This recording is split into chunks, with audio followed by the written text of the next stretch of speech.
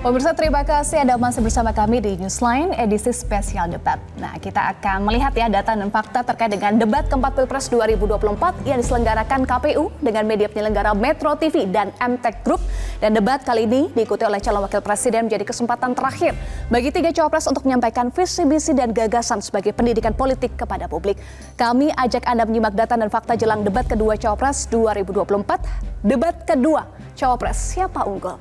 Kita akan simak, ini adalah tema yang akan dibahas pada debat nanti malam, dari pembangunan berkelanjutan dan lingkungan hidup, SDA dan energi, pangan, agraria, masyarakat adat, dan desa.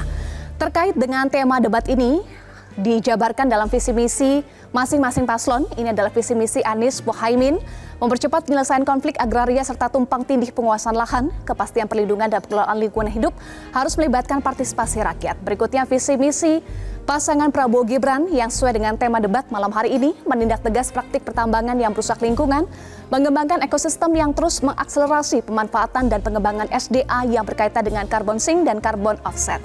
Berikutnya adalah visi misi Ganjar Mahfud, memastikan pengakuan masyarakat adat atas hak ulayat, hutan, tanah, dan sumber daya lainnya.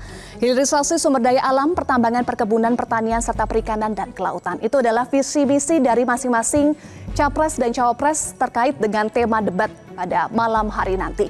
Nah, berikutnya kita akan simak ada beberapa isu yang juga turut menjadi perhatian publik sesuai dengan tema kedua cawapres pada malam hari ini.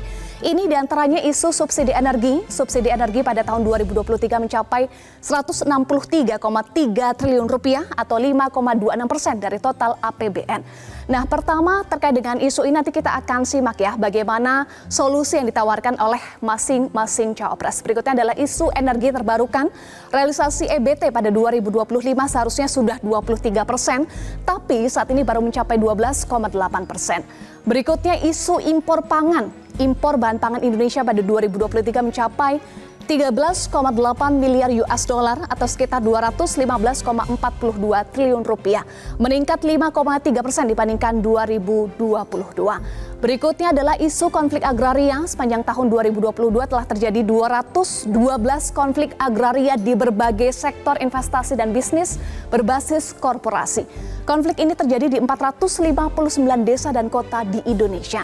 Berikutnya isu yang juga menarik perhatian publik adalah isu perubahan iklim. Karena kerugian ekonomi Indonesia akibat perubahan iklim mencapai 544 triliun rupiah selama 2020 sampai 2024. Ini adalah data dari Badan Perencanaan Pembangunan Nasional.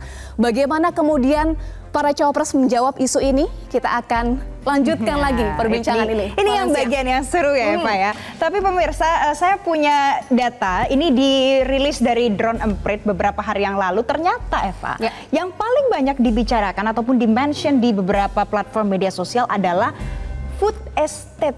Dan wadas ya, salah satunya juga. Ada dua isu. Nah, sekarang kita akan bahas dulu seputar food estate, pemirsa. Kita akan tanya kepada Ibu Lely. Ibu Lely, di antara tiga yang nanti akan beradu gagasan, menurut Ibu Lely, siapa yang akan lebih banyak diserang soal food estate? Kalau food estate pasti Prabowo, kalau yang satu pasti nomor satu gitu. Tapi hari ini perdebatannya sudah berlangsung loh. Jadi bayangan yang terjadi hari ini antara 1 dan 2 persis seperti Pak Prabowo dan Anies waktu debat yang lalu. Jadi udah seperti terlihat. Kalau menurut Mas Nirwono, siapa yang akan lebih unggul membahas food estate? Ya, kalau dari food estate sebenarnya peluang ada di paslon nomor 3 sebenarnya. Ya, kalau kita bicara ada 3 hal. Yang pertama kita bicara soal tadi agrarianya, ya. Kita bicara soal bagaimana aturan hukum dan bagaimana penerapan food estate. Food estate pun ya sebenarnya tidak hanya di Kalimantan ya, ada di Sumatera. Yang diserang ya pasti nomor 2. Pasti ya. Itu sudah bisa dibahas pasti nomor 2. Nah, tapi bagaimana maksud saya paslon 1 dan paslon 3 melihat food estate tadi secara keseluruhan ya. Kita harus lihat di situnya karena nanti terkait dengan apa? Dengan agraria, dengan masyarakat adat dan seterusnya. Nah, bagi paslon 2 tentu harus mempunyai strategi kan, bagaimana dalam tanda petik tadi food estate yang dibahas bicara soal ketahanan pangan secara keseluruhan ya, itu kan nggak hanya sekedar pangannya tapi ancaman kelaparan misalnya terus bagaimana lahannya begitu kan, bagaimana nanti setelah food estate tadi akan dikembangkan umpamanya nih siapapun yang kepilih food estate itu mau kemana, mau diapakan, apalagi ada lahan ratusan ribu hektar. Mau kemana, mau diapakan Mas Billy food estate? Oke, jadi saya dulu. Tadi kan saya udah 2. Gak apa-apa, sedikit kita bahas dulu ke Mas Billy karena ini paslon 2 yang berpotensi ya akan diserang terkait dengan food estate. Jadi food estate itu kan proses yang jangka panjang. Kayak kalau kita membangun rumah itu satu persatu prosesnya butuh 2-3 tahun untuk melihat dampak dari apa yang dikerjakan sekarang. Karena kalau kita bicara untuk menanam dan membuka sebuah lahan itu prosesnya dimulai siklusnya daripada pembukaan ekskavasi, pembersihan, kemudian topsoil conditioning. Topsoil conditioning itu maksudnya permukaan tanah dikondisikan, kemudian diinjeksi unsur hara, kemudian diuji coba, ditanam, pelatihan petani agar kita melibatkan lebih banyak lagi, komplit sampai dengan panen dan kemudian hilirisasi daripada hasil panen tersebut. Itu butuh 2-3 tahun. Jadi tidak fair kalau kita melihat sebuah proses yang sudah sedang berjalan itu adalah gagal atau berhasil apabila prosesnya masih berlangsung. Ditambah, jangan lupa ditambah tahun 2020 terjadi restrukturisasi anggaran di mana prioritisasi anggaran diarahkan untuk penanganan COVID-19. Menurut Mas Billy dan butuh leading proses sektornya adalah butuh Kementerian proses. Pertanian. Jadi boleh dibukakan berapa banyak anggaran yang telah turun ke Kementerian Pertahanan untuk program PTS. Silakan di Mas Billy, menurut Anda berapa? ini butuh proses untuk dinilai. Betul. Pak Mahfud kemarin tanggal 16 Desember sempat berkomentar seputar bagaimana food estate ini disebut gagal, tapi permasalahannya bukan masalah proses, masalahnya ada di petani. Bagaimana Anda mau menjelaskan ini, Mas Hotasi? Oke, yang pertama begini.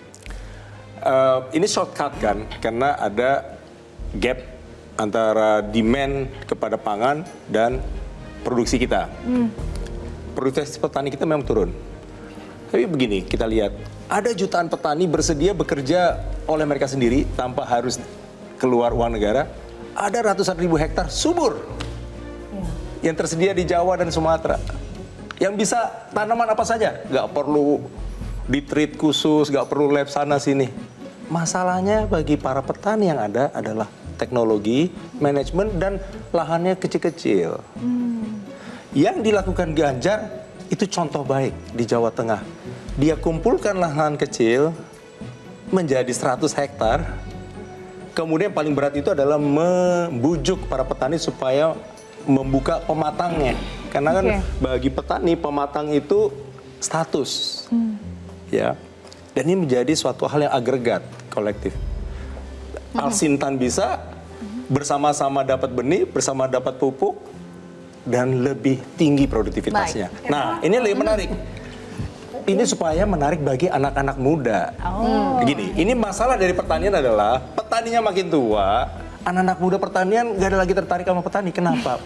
Petani itu kesian. Semuanya resiko. Benih resiko, pupuk resiko, jual harga gabah kena resiko, hama resiko. Jadi semuanya resiko. Negara di mana? Negara membantu mengurangi resiko ini dan memberi pendampingan. Dan ini sudah dilakukan Ganjar loh. Baik. Gitu. Nah, iya, silakan Bu Lali terkait dengan isu ini. Jadi sehubungan dengan data soal petani sebenarnya berkaitan dengan food estate ini ya. Itu kan data di 2013, petani di Indonesia itu sekitar 31% lebih gitu ya. Tetapi di Desember 2023 turun 1,7% kalau tidak salah. Tapi data petani muda berusia antara 19 sampai 39 tahun itu 21% diantaranya.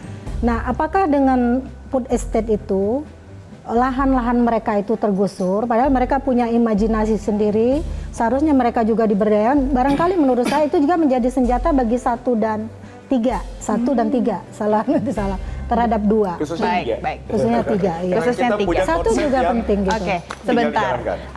Kita nanti akan bahas lagi soal food estate ini karena sepertinya masih belum lepas gitu ya Eva ya. Tapi pemirsa kita harus jeda terlebih dahulu, jangan kemana-mana.